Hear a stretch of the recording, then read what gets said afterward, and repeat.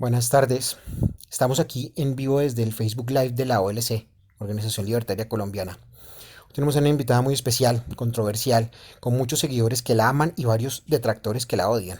Una caleña que genera pasiones definitivamente. La senadora María Fernanda Cabal. Con ella estamos algunos miembros de la OLC, Jennifer Tobar, Bernardino Mejía y Mauricio Gudín.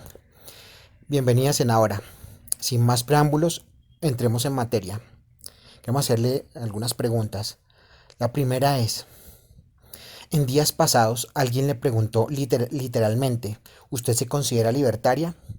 Y palabras más, palabras menos, usted contestó que las desigualdades de Colombia no se remedian con libertarianismo.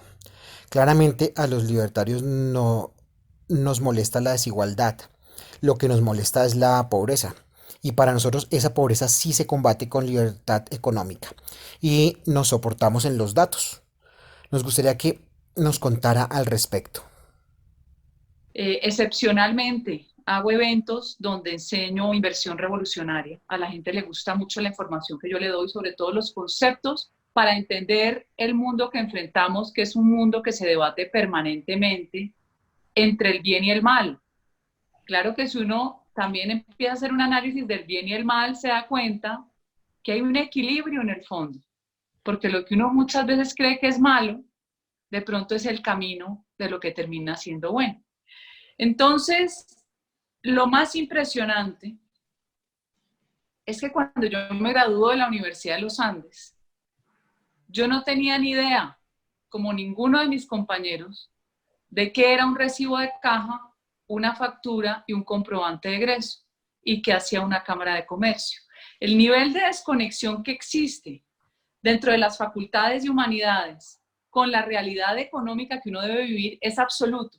Por eso yo soy una convencida de que es obligatorio que se dé 2 semestres de economía, todo lo que son principios básicos de economía, reglas de economía, así usted estudie teología, porque uno necesita vivir en el mundo real.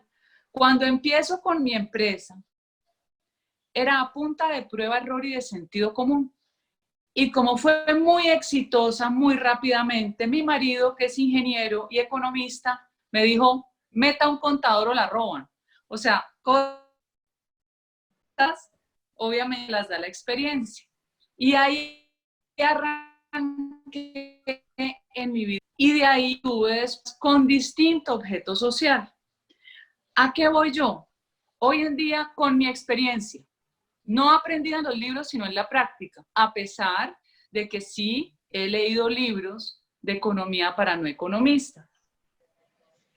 Primero, que el funcionario público no tiene ninguna obligación moral, no la siente, no la percibe, ni está en su conciencia frente al tiempo que necesita quien está esperando una respuesta.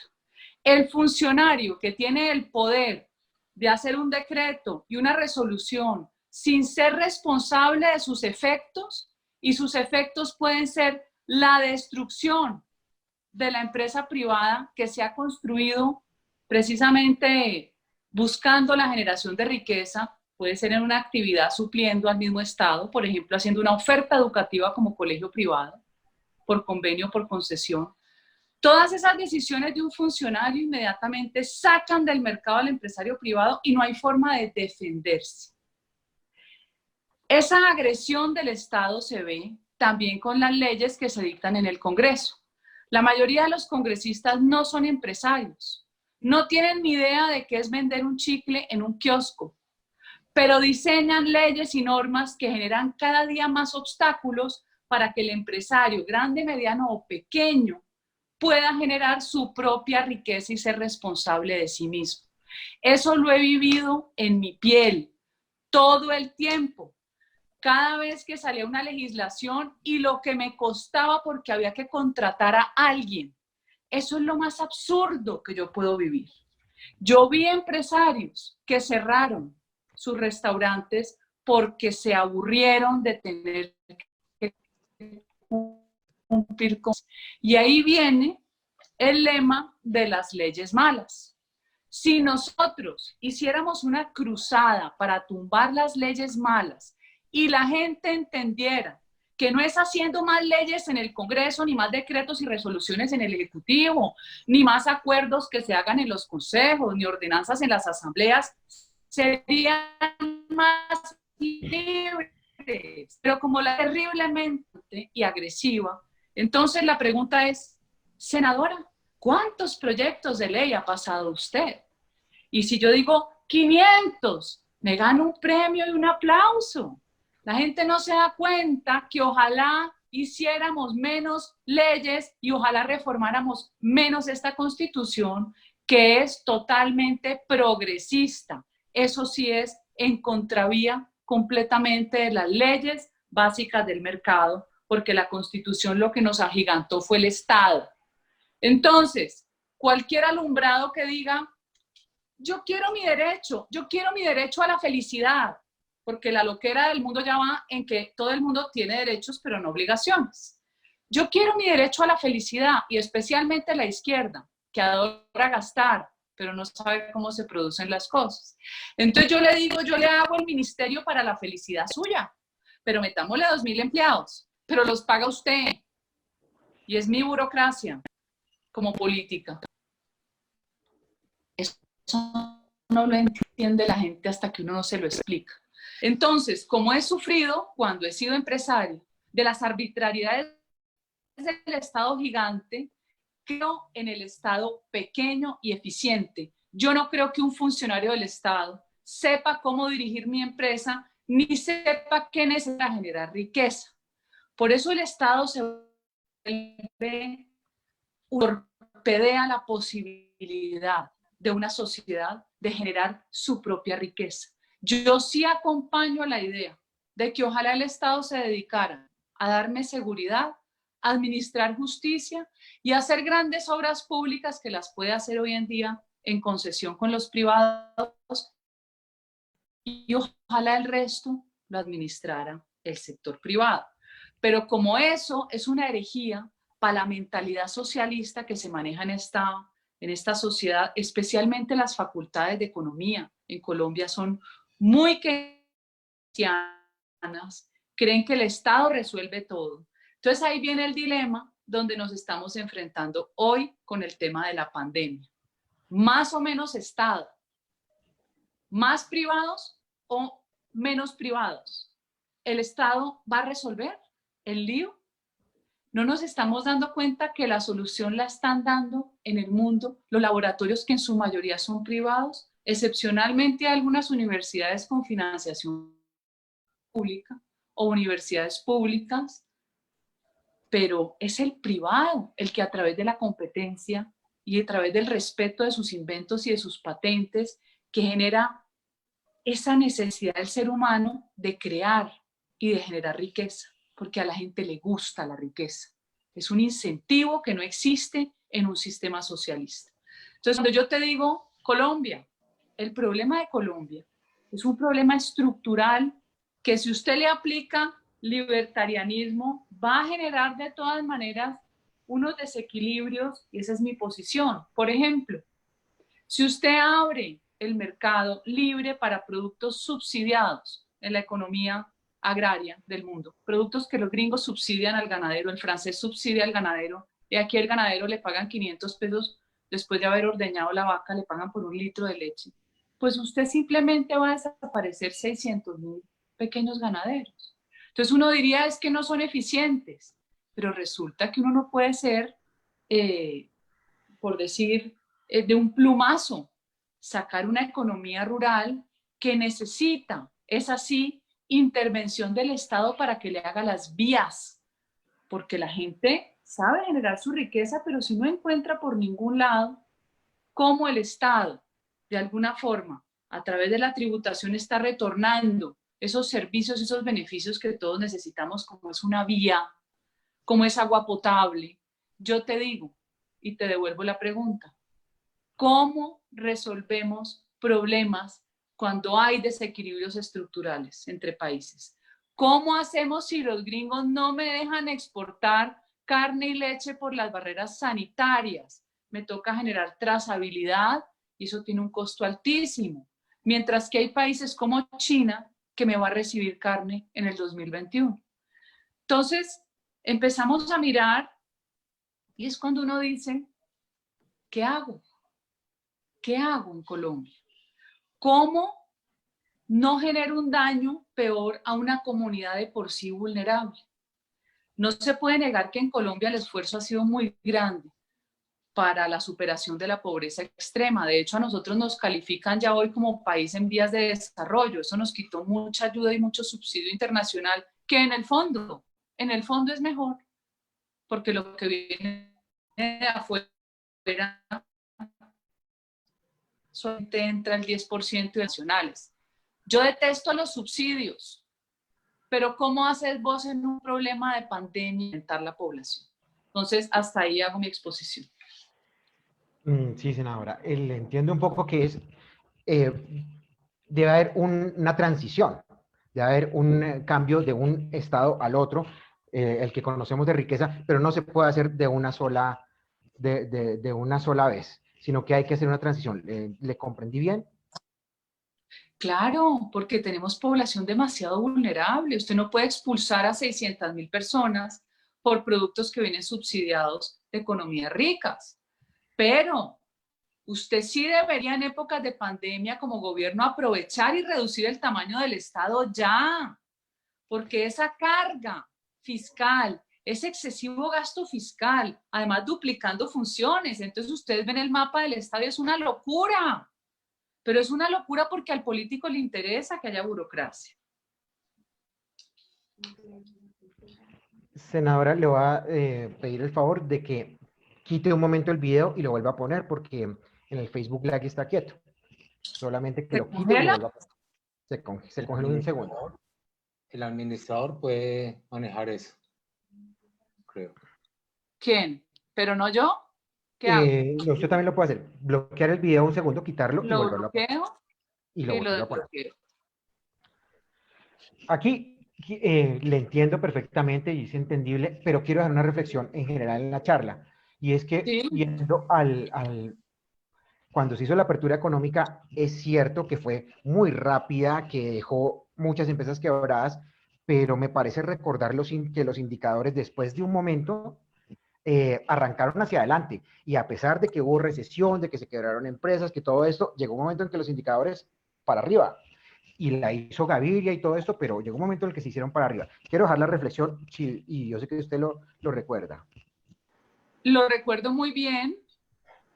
Mucha gente se quebró, pero es donde yo digo que usted, si va a abrir, también debe darle a la gente la posibilidad de que no se reviente, porque una quiebra también trae toda una cadena alrededor del producto que usted en ese momento está, ya sea una manufactura, usted tiene un mercado. Claro que era nocivo porque era una economía totalmente cerrada, absurdo. Entonces todo era carísimo y malísimo. No estaba el consumidor accediendo a diversidad de productos a su selección, que fue lo que se hizo cuando se abrió. Pero yo estoy en contravía de aperturas agresivas. Puede abrirse paulatinamente, y por lo general, esas personas que se quebraron no eran pobres. Ahora estamos hablando, cuando yo le hablo a usted de la vulnerabilidad de uno enfrentar un mercado rico con productos subsidiados, es que aquí esa masa crítica es rural y es pobre, poniendo específicamente ese ejemplo. Listo, senadora, nos habla usted de algo muy importante, la escuché recientemente, que es el crédito, el acceso al ¿Se crédito de todas congeló? las personas. No, la vemos bien en este instante. Dale. Se pausa un poquito más de ancho de banda seguramente, pero seguimos adelante. Entonces nos habló del crédito y la importancia que es del acceso al crédito de todo el mundo. Estamos totalmente de acuerdo. Claro, Pero hay un recuerdo que monopolio en dijo que Colombia. no era de pronto el libertarianismo el camino a acceder a ese crédito. Nosotros de pronto creemos que sí, ¿no? Que es la libertad económica la que lleva precisamente por motivos que tal vez ya hemos charlado, pero quiero que nos exponga un poquito más ese tema del crédito y si el libertarianismo nos ayuda, temas de tasas de interés, de traer competencia, de permitir, ¿cómo lo ve usted? Claro, Yo creo que aquí tiene que haber una ley antimonopolio. No puede haber la concentración en empresario, el sector financiero, los que tengan todos los recursos. Si usted no accede al capital, no tiene ninguna posibilidad de generación de riqueza. Entonces, primera defecto, que es corregible y no se ha hecho en ninguno de los gobiernos, el margen de intermediación. Colombia tiene uno de los márgenes más altos del mundo. ¿Por qué? Por competencia, perdón. Segundo, el monopolio. Entonces, si usted tiene una ley antimonopolio, usted va a abrir a que haya más competencia. Si usted reduce el margen de intermediación, pues un crédito a usted no se le va a llevar su casa, pero aquí una señora quiere montar una peluquería y si le va mal se le fue su patrimonio, lo único que tenía. O sea, eso para mí ha sido un problema creado precisamente por ser una economía extractivista. Yo sí creo en esa teoría de que las instituciones de Colombia están atrapadas. No creo cuando nos dicen, es que es el neoliberalismo, capitalismo neoliberal. No, aquí es mercantilismo puro y duro. Aquí las instituciones tienen dueño y cada dueño es un político asociado con un empresario, no empresario, empresario. Y le pongo el ejemplo del escándalo de Roberto Prieto. Roberto Prieto será que era el único publicista de Colombia que podía hacer contratos por 600.000 millones de pesos. ¿Por qué no hay competencia para que esos recursos del sector público puedan llegar a más gente? Están amarrados. Es una economía atrapada y está atrapada en el sector financiero. En eso estoy de acuerdo. O sea, senadora, Cuando usted vive en otro país, se da cuenta que el acceso al crédito es mucho más fácil. o sea que le traería, o sea, si hay 50, 60 bancos, le traeríamos mucha más competencia a quien sea que tenga la mayor fuerza bancaria aquí. Si usted cree que ese sería un buen camino. Claro, desmonopolizar, porque en este país como nos llevan con narrativas, ¿no? Y yo tengo la tesis que Colombia está atrapada en la telaraña socialista, es un país atrapado.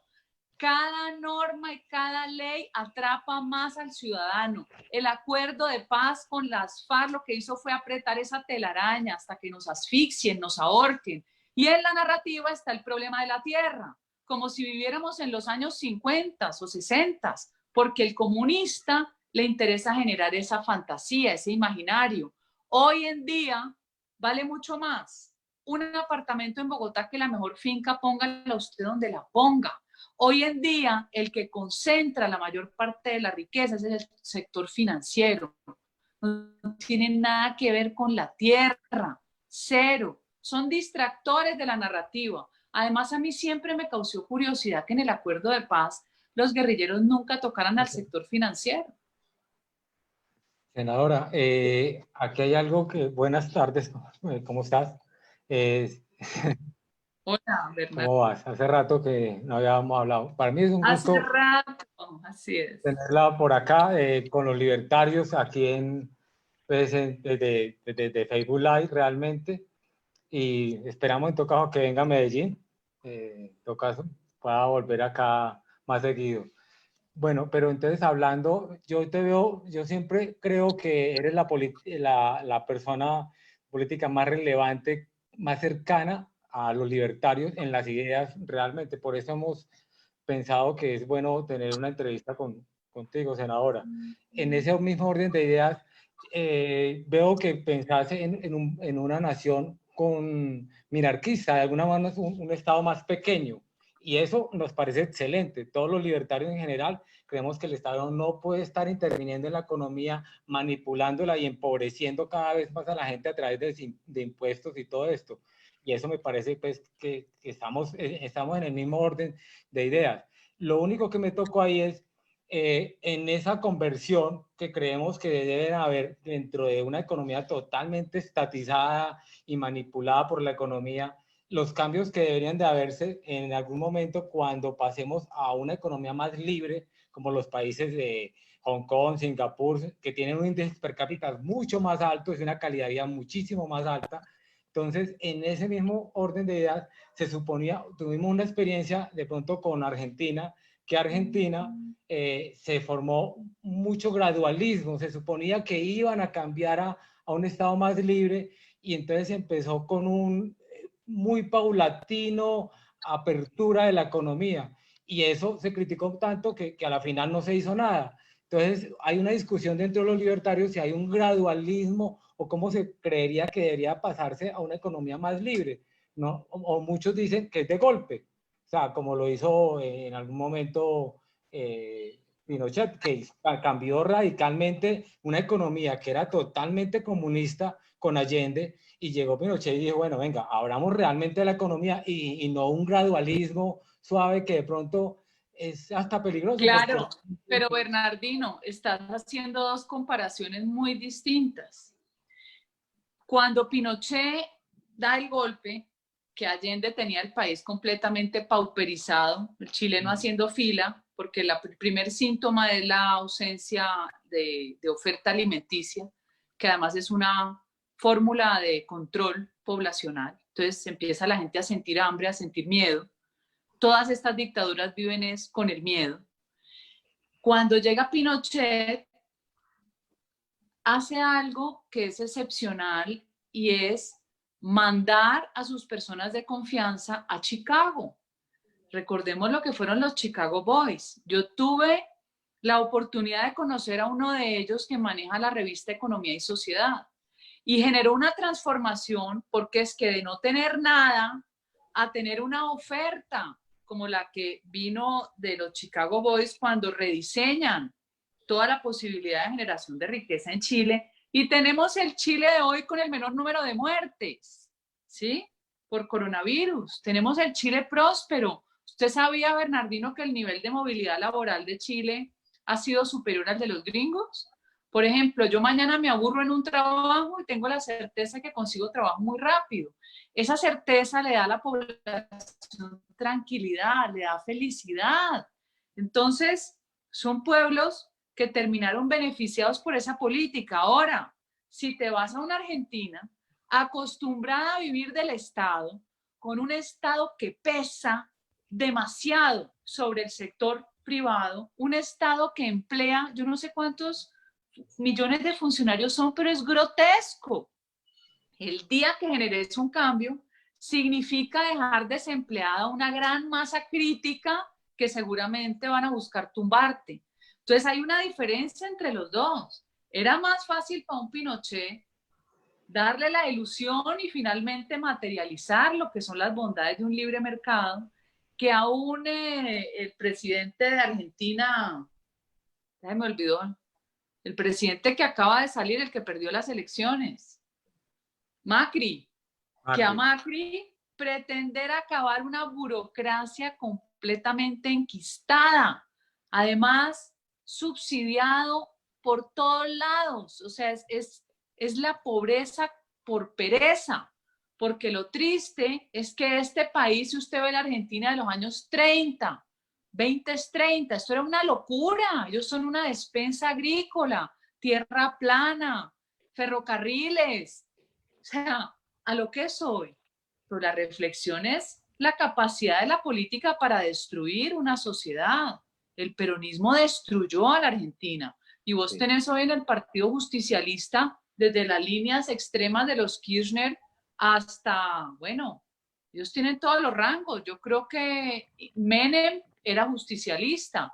No sé si Macri en el pasado, no lo sé, no lo recuerdo, llegó a hacerlo. Pero el hecho es que lo tienen en el ADN. Es un pueblo que para recuperarlo toca mil leyes haciéndoles el lavado cerebral como recuperando un drogadicto. A propósito, más adelante aquí vamos a hacer una publicidad, pero va a haber una entrevista con Milei precisamente. Jennifer, no sé si quiere decir algo. Jennifer. Bueno, un saludo para todos. ¿Cómo estás, María Fernanda? Un placer verte acá. Bueno, antes de mi pregunta, que quiere como... quiero decirle a todas las personas que nos están viendo que la Organización Libertaria Colombiana es una organización que reúne a todas las personas que son partidarias de las ideas de la libertad, sin importar sus creencias religiosas, sin importar la parte cultural. Tenemos en común, o sea, es un espacio donde podemos tener en común la defensa de las ideas de la libertad. Y bueno, cuando nosotros hicimos la publicidad para tenerte aquí, porque nos interesa a nosotros, los libertarios nos caracterizamos por algo, y es que no seguimos caudillos. Que precisamente es lo que pasa con Argentina. Argentina, la política se convirtió en una secta, ¿ya? A la que tú sigues sin importar si el político, el caudillo dice, tirémonos de cabeza todos para el río, todo el mundo se tira de cabeza. Entonces no es así como funcionamos los libertarios. Nosotros seguimos ideas y por eso te tenemos acá. Pero, como siempre, la izquierda inventa cuestiones. Te voy a hacer esta pregunta. Dice aquí, dice que financias nuestra organización, o sea, OLC. ¿Es cierto? ¿A qué dirección está llegando el cheque que no nos ha llegado todavía? Porque nos están diciendo eso, de que tenemos aquí porque tú nos financias. Entonces queríamos aclarar ese tema a modo de broma, de que realmente nosotros estamos trayéndote acá para contrastar nuestras ideologías con las ideas que tú tienes, que cada vez las vemos más cercanas a nosotros, y mirar en qué estamos de acuerdo y en qué no. Bueno, otra pregunta que te quería hacer era esta. Cada Jennifer, vez no... ¿Sí? dejemos que la senadora nos cuente. Ah, ok. Ok, Sí. coméntanos. Pero usted, ¿para qué le hace caso Uy, se a la perdió la comunicación. izquierda? Es tóxico. Se nos perdió la comunicación un poquito, ¿cierto? No, ahí Sí. está, ahí está. Ok. No, ya pasando, ese era a tono de broma y para dejar claro de que no hay ninguna relación, más allá de que querer escucharte y conocer tus ideas. Queremos hacerte esta pregunta. Cada vez notamos que sus ideas se alejan más del centro democrático y que incluso seguidores del centro democrático están cada vez más decepcionados. Queremos saber si sientes que se está cocinando, a raíz de todo esto, la conformación de una nueva alternativa política en Colombia. Mira, el Centro Democrático, como la mayoría de los partidos, siempre cobijan distintos matices. Y vas a encontrar desde gente que viene de la izquierda a gente que se considera orgullosamente de derecha, como yo. Eso obviamente no significa que definir a alguien de izquierda o de derecha es suficiente. Siempre es una definición escasa, una definición que suena más de señalamiento que el verdadero contenido. Porque si yo ya hablo de temas puntuales, yo no soy religiosa, respeto a los religiosos, yo creo en Dios, yo creo en la libertad de pensamiento, en la libertad de cultos, yo creo en la libertad sexual en cuanto a que usted escoge su inclinación sexual y por eso no tienen por qué meterlo preso, ni torturarlo, ni matarlo. Hay cosas que no me gustan dentro del tema de la libertad sexual, pero es un problema mío de prejuicio. Así como yo le digo a la gente, uno tiene derecho a tener sus prejuicios. No me gusta la adopción por parte de parejas gays. ¿Por qué? Porque es que el niño termina siendo un objeto. El niño no tiene capacidad de decisión. Y ahí se abre una discusión del amor, de que las parejas heterosexuales que adoptan también maltratan. Yo creo firmemente en la figura paterna y materna. Yo, de pronto estoy equivocada. Tampoco voy a sacar un revólver para matar al que tenga la posibilidad de asesinar, la posibilidad de adoptar. Pero es una postura, además yo soy totalmente franca. Frente al aborto, también tengo una idea muy particular. Yo no salgo a hacer campaña pro vida, pero yo tampoco soy promotora del aborto. Yo creo que es mi decisión individual como mujer, pero también me han tenido que enseñar a ser responsable con mi cuerpo, porque me pueden dar enfermedades, porque puedo quedar embarazada, porque no puedo estar abortando cada vez que tenga una relación sexual. Pero que vayan a meter presa a la mujer que aborte o al médico, no estoy de acuerdo. Entonces, hay unos matices dentro del pensamiento que yo tengo que no pueden identificarse ni con la godarria, ni con lo que llaman extrema derecha, ¿sí me entiendes? Por eso hay temas dentro de lo que yo manejo que me encanta el libertarianismo. Es que los ejemplos están allí, el mercado es el rey, el mercado es el que escoge. Pero si yo atrapo al Estado para beneficiarme, no estoy dejando que la gente en igualdad de circunstancias pueda florecer y ser más libre. Entonces ahí vienen muchos temas, por ejemplo, toda esta pelea con Uber, ¿te acordás? Uber, los taxis, la pelea de Avianca, si hay monopolio, la pelea de los bancos, ahí vamos a encontrar muchas afinidades, pero en otras circunstancias vamos a encontrar diferencias. ¿Y eso qué importa? Yo necesito que ustedes también me enseñen cuáles son sus ideas libertarias. Yo sigo a Reisbeck, me encanta ese muchacho. Yo he seguido mucho a Gloria Álvarez, pero llega un momento en que hay unos libertarios que se vuelven completamente anarquistas, nada les sirve, y eso no me gusta tampoco. Uno tiene que tener autoridad en este mundo, tiene que tener autoridad en la casa, tiene que tener autoridad en el trabajo. Eso es lo que llaman precisamente los paleolibertarios, que OLC nos catalogamos de paleolibertarios. Nosotros somos libertarios de derecha, porque se supone que hay unos libertarios de izquierda un poquito, como Gloria Álvarez precisamente, esa es la aclaración. No todos los libertarios tenemos una misma consistencia, de hecho pueden variar desde liberales clásicos, minarquistas, hasta anarcocapitalistas.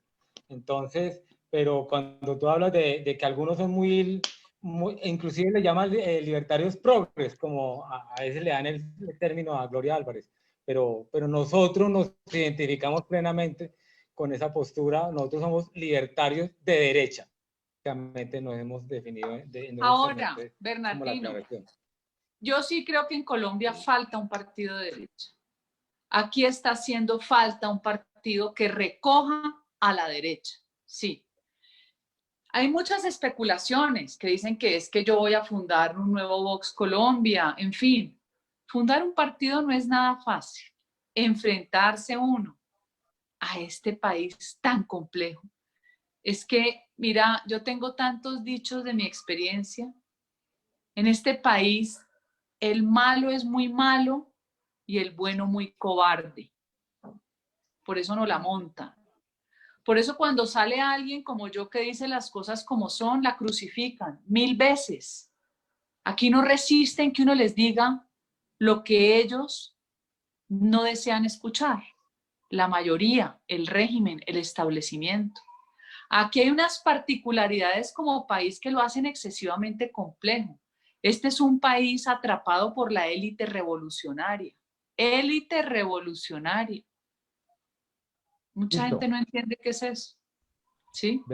Entonces, sí. El Centro Democrático todavía seguirá como partido. Los partidos se agrandan, se achican, es una opción de poder, pero aquí sí se necesita, por lo menos si no es partido, un movimiento fuerte de derecha que tenga aspiraciones políticas.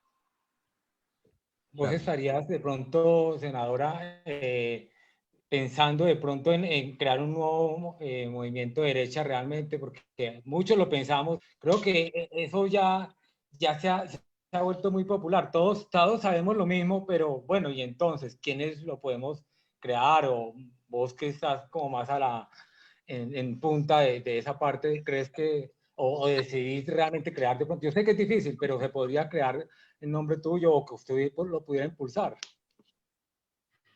Yo he venido impulsando un movimiento donde podamos tener jóvenes que conozcan la historia de Colombia, que conozcan por qué a la izquierda le interesa tener el control de la memoria, que conozcan la mentalidad revolucionaria y lo depredadora y nociva que es y los peligros de elegir a alguien como Gustavo Petro, que conozcan que pueden perder su país más fácil de lo que creen, que conozcan lo que se llama el imbécil colectivo o el imbécil juvenil, que lo definió Olavo de Carvalho, que conozcan cómo Antonio Gramsci se da cuenta de las falencias que traía todo el proyecto de Marx y lo corrige porque se da cuenta que aquí hay que penetrar la cultura y hay que destruir las bases morales de la sociedad.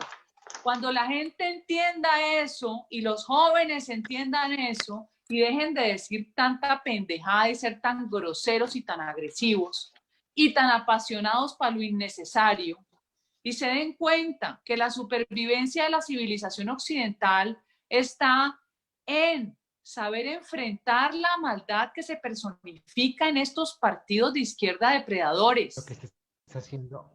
Cuando eso suceda, es que vamos a tener un movimiento realmente sólido y firme. Cuando los empresarios dejen de ser tan cobardes y terminen financiando campañas como las de Petro, cuando los empresarios, como se los dije en un trino, Bernardino, sí. Les dije, ustedes hicieron ya un PhD en estatismo, porque les toca pedir permiso para poder trabajar y generar riqueza. Cuando la gente sea consciente de eso, vamos a tener un mejor país. Listo. Una pregunta por aquí de Juan Bernardino, de Juan de Subiría. Sí. Tenemos una pregunta del candidato, el precandidato. El precandidato para la presidencia por el Movimiento Libertario. En Colombia tenemos varios movimientos libertarios y uno es también el Movimiento Libertario que tenía un precandidato para la presidencia que se llama Juan de Subiría. Él nos llegó a hacer una pregunta, nos dijo que te comentaran. ¿El Centro Democrático es un partido de centro izquierda o derecha en su concepto? Pues yo creo que ya lo respondí. Pero... Mira, yo pienso que Uribe es el mejor presidente de los últimos 100 años en Colombia, que recogió un país que ya no era país, que nos devolvió patria porque no existía, que los indicadores económicos, entre otros, están ahí del trabajo que hizo, además de los sociales y además de la disminución de la violencia, que fueron más del, por lo menos el 60% de disminución de la violencia. Pero Uribe conoce lo que es la autoridad, que uno dice me gusta, como el que ejerce autoridad en la derecha. Él tiene su corazoncito liberal. Y su corazoncito liberal muchas veces lo hace parecerse medio progre. Yo le he dicho, usted a veces es medio mamerto, presidente, y le da risa. Es cierto, es cierto. Entonces yo creo que a él le gusta la autoridad de la derecha, pero a él no le gusta contarle a la gente que hay cosas que le gustan de la derecha porque está tan satanizada la derecha, que es mejor ser de centro. Y para mí ser de centro es no ser nada. Usted o no es... Ah, no, yo no peleo con este, yo no peleo con este. Y usted va por el medio. No, a mí eso no me gusta. Eso me acuerda a la tercera ola. ¿Se acuerdan de la tercera ola? Total. Del genio de Juan Manuel Santos y el inglés, Tony Blair, ¿no? Blair. Pura paja, sí. ¿Cuál tercera ola? Eso es pura mediocridad. Puro progresismo. Jennifer, ¿qué pregunta nos hace Camilo Andrés Salazar? Camilo Andrés Salazar. Bueno, pues creo que sería apropiada esta porque la hace varias. ¿Cuáles son sus referentes teóricos sobre economía y política? Mira, a mí me encanta obviamente Mises, me encanta Hayek.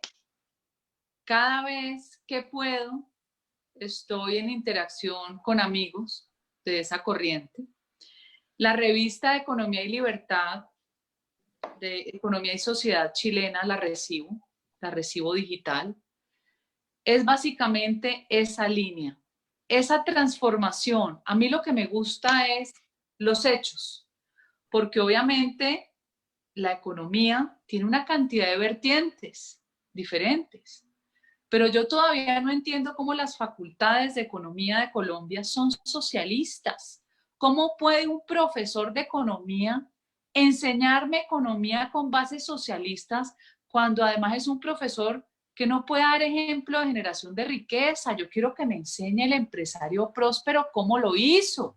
Entonces a mí me critican por eso, entre otros mi marido me critica. Pues usted tiene que oír todas las teorías económicas. No, a mí me gustan los hechos. Me gusta ver cómo Corea del Sur era igual que Colombia hace 35 años. Hay que ver la riqueza, el ingreso per cápita de Corea del Sur. Me fascina Singapur. Vámonos para el África. Veamos lo que ha pasado con Tanzania solo aplicando leyes del libre mercado. Veamos a Uganda. Me encanta el presidente Museveni. Me encanta. Cuando fueron los de la ONU, les dijo, aquí no me vengan a regalar mercados ni políticas asistenciales porque no los dejo entrar. Uganda tiene hoy el nivel de negocios familiares más alto de toda África porque acceden al crédito. Entonces, la lógica me la muestra a mí los hechos. Me encanta leerme el informe de índices de libertad económica, ver cómo van variando. Antes se acuerdan que eran los países escandinavos y ver cómo los países del este empezaron a ocupar los primeros estadios los primeros estrados en los índices de libertad económica. Por Dios, libertad económica es felicidad. Ahí se describe seguridad jurídica, seguridad material, todo lo que no vemos en este país, por Dios. Y si está escrito, ¿no es un referente a seguir? Pareciera que no. Pareciera que aquí se quiere seguir cargando con más tributos al que genera riqueza para seguir subsidiando la pobreza. En eso estoy en desacuerdo. Bernie. Aló. Bernie, Yo COVID-19. Nosotros estamos totalmente de acuerdo con lo que dices básicamente, y creemos que a menores impuestos, más progreso para las empresas y generan más empleo en términos generales. Tenemos también unas preguntas de ¿qué piensa de positivo y negativo de la gestión de Jair Bolsonaro y Donald Trump con respecto a lo del COVID-19? Hay tanta especulación. Esto se volvió una guerra mediática. Se acusa a Trump y a Bolsonaro y se les olvida a Andrés Manuel López Obrador, que estaba en la misma línea. Yo creo que es tan difícil juzgar a los mandatarios cuando se enfrentaron a lo desconocido, porque internacionalmente nos vendieron un virus extraterrestre. Los médicos hoy en día se están dando cuenta que además no llegan a ningún acuerdo, ni los científicos ni los practicantes de qué fue lo que pasó.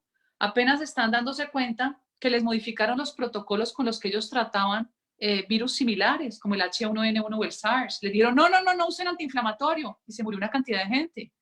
Gente que terminó con los pulmones reventados y usted la metía en un respirador, la mataba más rápido. O sea, aquí han pasado tantas cosas inverosímiles para que vengan de la Organización Mundial de la Salud, que uno está por creer en teorías de la conspiración, y yo no soy muy dada a creer en eso, a pesar de que sé que existe la maldad, de que sé que la carrera por el imperio la viene siguiendo China, robándose las patentes, robándose los inventos del mundo, infiltrándonos a todos. Eso lo sé, lo conozco, pero de ahí a que yo diga que es que expandieron ellos mismos el virus, pues me queda difícil creerlo. Hay que esperar. Yo creo que cada vez más nos estamos dando cuenta que la cuarentena tiene que levantarse, que los virus son letales, pero que aquí, hombre, hemos estado enfrentados a lo largo de la historia de la humanidad. El cuerpo es inteligente, el cuerpo tiene su manera también de defenderse. O sea, hoy hay tanto por entender, y la estadística, llevamos casi 4 meses. La estadística, yo quiero que revisen lo del Instituto Tecnológico de Singapur, que me parece interesante. La lectura que han hecho es como un MIT en Singapur. Todos los datos estadísticos los han leído y están calculando, o sea, están proyectando las fechas en que termina definitivamente. El virus se va a quedar, pero como una gripa leve. Y como te digo, si yo digo, ay, lo hizo malísimo, lo que sí quiero que sepan es que los medios del mundo que están en manos de la izquierda no han hecho sino decir que es un desastre. Bolsonaro, creo que hoy hay 11.000 muertos en Brasil y se les olvida que tiene 210 millones de habitantes, creo. Está peor Panamá, pero nadie lo dice. Está peor Ecuador, pero nadie lo dice porque hay que atacar al presidente de derecha. Yo sé que en el gobierno de Bolsonaro Se piensa que los chinos hicieron todo por contaminarlo mientras él estuvo viajando en la visita a Trump. Pero hay que esperar a ver qué sucede. Senadora, yo creo que los libertarios queremos saber su posición con respecto al porte de armas y la legítima defensa. Soy defensora del porte de armas. Creo que mi vida vale. Aquí, como la izquierda nos subvirtió el orden y el derecho de las cosas, lo bueno es malo y lo malo es bueno porque es parte de su estrategia de inversión revolucionaria. Ahora resulta que vienen a matarme y si yo me defiendo me voy presa. Y entonces el matón tiene derecho a matarme.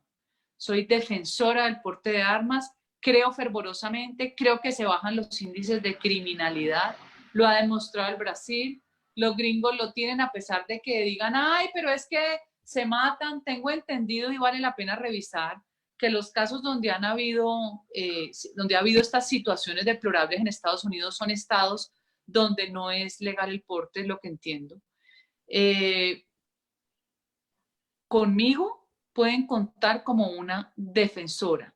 Si usted defiende la vida, tiene que defender el porte de armas, porque una persona no va a ser tan estúpida de ir a matar a alguien cuando tiene su arma amparada y tiene trazabilidad del arma. En cambio, los matones portan armas felices. Los hombres libres tienen derecho a defenderse, los esclavos no. Precisamente. Así es. Tenemos estos típicos problemas de internet, pero ya parece que nos estamos escuchando bien. Sí, nosotros hemos conversado bien. Listo. Tengo una pregunta muy importante, creo yo, para los empresarios. Los empresarios nos vemos afectados día a día por cada ley que saca el Congreso. Todas parecen en contra nuestra. Las laborales a la larga causan desempleo. Las fiscales a la larga disminuyen la inversión, el crecimiento y el recaudo. Sé que su merced conoce la curva de la FER. Entonces también disminuye el recaudo. Así es. Las que promueven la cultura del no pago o que son para defender a las personas que se quedan insolventes y todo eso, en realidad lo que terminan haciendo es sacando del mercado a las compañías que trabajamos dentro de la legalidad y dejando el gota a gota para las personas que están reportadas y todo esto. Entonces, nuestra visión como libertarios es que cada vez que el Estado interviene, mete la mano para ayudar en algo, lo que resulta es pauperizándolo, o sea, dejándolo peor de lo que estaba. Y eso se evidencia en el campo laboral, fiscal, y parece que se mete, como usted dice, ¿no? Se mete una norma y la norma lo que hace...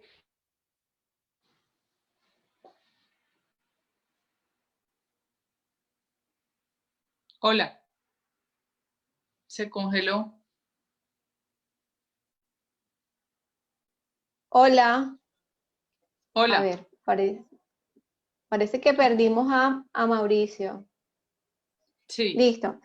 Entonces vamos a continuar con las preguntas. Aquí hay una pregunta que hace Michael Sandoval y queremos empezar con esto, hacer siempre la aclaración porque también la izquierda nos ataca mucho con relación a este tema. Esta pregunta tiene que ver con la educación en Colombia. Y queremos aclarar que nosotros los libertarios, aunque tenemos claro que la educación no es un derecho, sino un servicio, que hemos decidido democráticamente todos los colombianos subsidiarlo, es muy diferente, pero no es un derecho, porque alguien lo tiene que pagar. Pero ya que está subsidiado, presentamos la alternativa de financiarla de manera diferente. Y nosotros proponemos el voucher educativo. Y así liberar la educación para que haya más competitividad, porque para nadie es un secreto que la educación pública no cumple, es pésima y no permite a las personas salir de su situación de Jennifer, pobreza, ¿no? Entonces la pregunta es, ¿por qué no hacen una coalición entre los partidos que están de acuerdo o que tú conoces que están de acuerdo para impulsar esta iniciativa? ¿O tú qué opinas acerca del voucher educativo? Me parece perfecto, pero es que de hecho, creo que fue en las primeras administraciones de Mocus y incluso con Peñalosa, se dieron los colegios por convenio y por concesión, que si bien no es el voucher para que el mismo padre de familia escoja dónde estudia su hijo, funciona igual en el sentido económico. Vamos a subsidiar la demanda. Y hay colegios privados que tienen su infraestructura y cumplen con calidades educativas. Es tan triste que permítanme contarles que cuando yo hice campaña para Cámara de Representantes, había localidades donde las mamás me decían, ay, doctora, yo fui tan feliz cuando mi hija estuvo en el colegio privado acá que nos quedaba en el barrio, y después cambiamos de alcalde, que creo que fue con Lucho Garzón, porque los alcaldes comunistas empiezan a mocharlo todo para tener el control, ¿no? Entonces no les gusta el colegio asequible a la familia, privado, sino el colegiote de 5.000 niñitos para tenerlos como en rebaño, y todos los colegios con nombre de algún comunista o de algún matón endiosado, porque aquí les fascina endiosar matones en este país. Entonces, y eso le toca aguantárselo a uno, ¿no?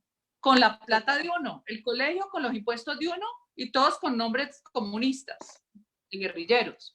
Entonces, estoy completamente de acuerdo. Vale, creo que la tercera parte el subsidio de un niño en un privado por convenio, por concesión, que lo que vale un colegio público. Y la universidad debía ser igual. Un voucher y escoja. Pero tú sabes que se ha ido desmontando ese sistema cada vez de manera progresiva. De hecho, dicen que tienen que mitigarlo, y que los colegios privados en estos momentos se encuentran en crisis porque las personas han perdido su trabajo y no pueden acceder a eso. O sea, que se ha ido desmontando esto. Entonces, políticamente no sé qué es lo que está pasando. Si lo ven como una buena opción, ¿por qué no están trabajando en ello? Pero eso generalmente ha sido una política pública de las alcaldías en su propio municipio, ¿sí? El ideal es que existiera como ley, el ideal, pero no sé si se logre pasar. Lo que quiere la izquierda es el control total para que tengamos a todos estos gordiflones de FECODE mandando y diciendo cuándo hay paro, porque el problema de sistemas como este, atrapados en la telaraña socialista, es que terminan los niños desescolarizados por cuenta de intereses mezquinos de quienes tienen 2 y 3 pensiones. Esa es la verdad. Y el pobre termina siendo el esclavo del monopolio de FECODE. Esa es la verdad. Bien, me perdí un poquito. Entró Jennifer y mi pregunta, senadora, ¿su merced la resolvió? ¿El tema de los empresarios? Yo contesté Sí, las preguntas. sí. Se la contestó. Sí, Mira, está contestada mi pregunta porque, de los bueno, creo que nos empresarios, perdimos un poquito, temas tecnológicos, el tema de las regulaciones, sí, lo que yo pregunté con respecto a los impuestos, a tiene las toda la regulaciones, que cada razón. ley que se saca es, Toda la razón. El o Estado no es sé el primer si quedó, depredador. sí, El primer depredador de la generación de riqueza es el Estado. Es un sí. peligro el Estado. Bien, entonces mi pregunta iba en este sentido. Leyes laborales, o sea, el Congreso genera una ley, entonces hace una ley laboral y lo que genera es desempleo desde nuestro punto de vista. Una ley fiscal y lo que Claro. genera es ¿Quién está disminución de la hablando? inversión. Mauricio Gudeng. ¿Bernardino o Mauricio? Mauricio Mira, Gudeng. el problema, bueno, y te hago una reflexión. Ya casi me tengo que ir, Mauricio, ¿sí? Me tengo que ir en 5 minutos. Mira, te hago esta reflexión. Estamos en la época del buenismo. Olavo lo llama la tiranía de las causas justas, el fascismo de los buenos. Cuando usted tiene que oponerse a un proyecto de ley que dice que a los trabajadores más pobres no se los puede echar del trabajo, usted tiene que tener mucho valor civil y saber enfrentar toda la propaganda de la maquinaria de la izquierda que le van a montar. Eso es como el tema de la ley de víctimas y restitución de tierras, que eso lo podemos hablar en otra ocasión y yo se los explico muy bien.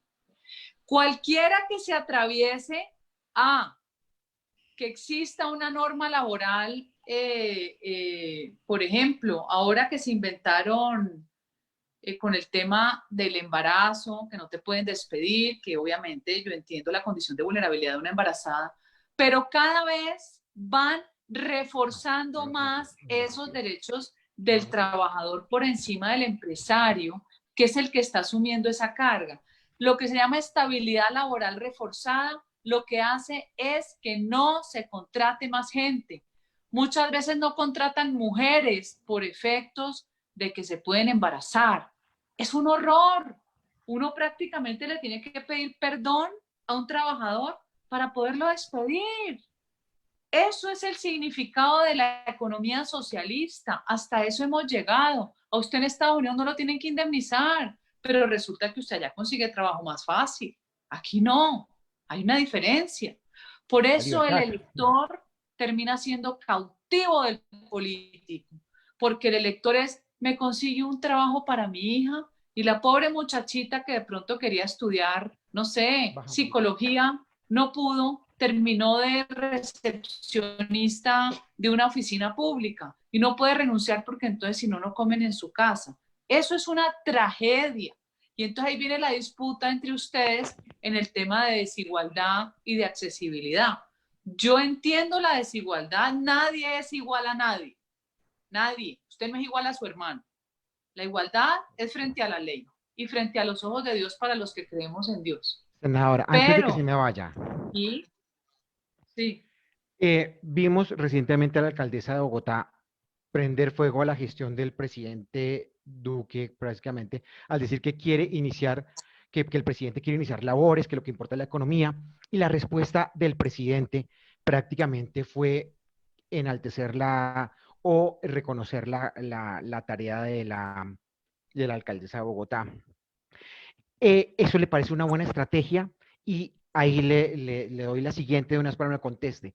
Si hay unas elecciones en las que vamos a estar, los que estamos a favor de la libertad, del libre mercado, en una contienda en el 2022, ¿se debe afrontar las cosas así, como suave, como conciliador, o se debe tener una postura fuerte, una postura de esto no es así, estamos diferentes y no podemos quedar bien con unos o bien con otros, o podemos quedar, porque no vamos a quedar bien con todo el mundo? ¿Me puedo explicar? ¿Sabe para dónde voy, senadora?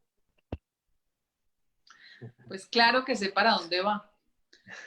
Una de mis críticas a este gobierno ha sido que uno tiene que gobernar con su gente y tiene que gobernar con las ideas que lo llevaron al poder, porque de lo contrario se desnaturaliza y pierde identidad el elector con quien eligió.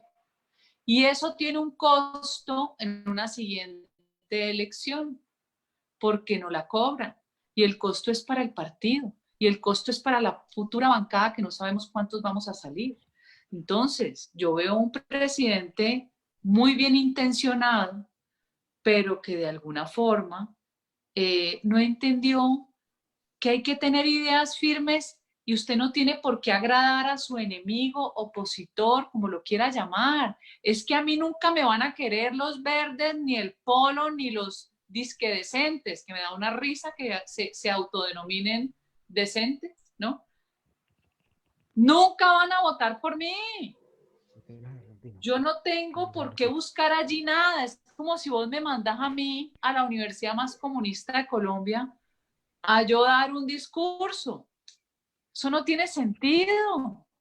Yo tengo que buscar que me escuchen mis electores y buscar mover a la masa que es neutra, que pueda atraerla. Pero yo no hago nada buscando votos con los electores de Petro, por ejemplo, ¿sí? Entonces yo creo que el talante de él es un talante conciliador, pero eso no sirve para este país, como les dije al principio. Aquí los malos son muy malos y los buenos son eso, muy buenos. Eso no sirve, no sirve. Uno tiene que ser firme. Cada decisión va a tener un costo y hay que asumir. Senadora, mil gracias. Era lo que queríamos escuchar. Más o menos desarrollamos las preguntas que le queríamos hacer. Espero que nos dé otra oportunidad para seguir avanzando porque nos quedaron otras entre el tintero. Pero La yo les esperamos de propongo nuevo. una cosa, Mauricio. Cojamos para una próxima oportunidad temas específicos. Y usted dice, ¿usted cómo lo trataría? ¿Usted cómo resolvería esto? Y vamos empezando a buscar coincidencias y diferencias en el tratamiento de problemas para sacar un país adelante. Me parece muy buena idea. Me parece que Perfecto. ese es el camino a seguir. Hay que crear análisis, porque es que eso es lo que falta en Colombia sobre todo. No hay una capacidad de análisis para cada tema. Hay opiniones, hay suposiciones, y aquí lo que ha hecho falta es alguien que empiece a analizar, a detallar cada punto y hacer una nota lógica y coherente respecto a lo que pasa en el país. Pues, Y hagamos estudios de caso. Analicemos a Tanzania, analicemos a Uganda, pero también analicemos estos países que se enriquecieron simplemente con sus buenas prácticas. Busquemos el ejemplo de Corea del Sur. O sea, que estos live le den a la gente insumos, que usted me traiga los indicadores de lo que era Corea hace 35, 40 años y lo que es hoy.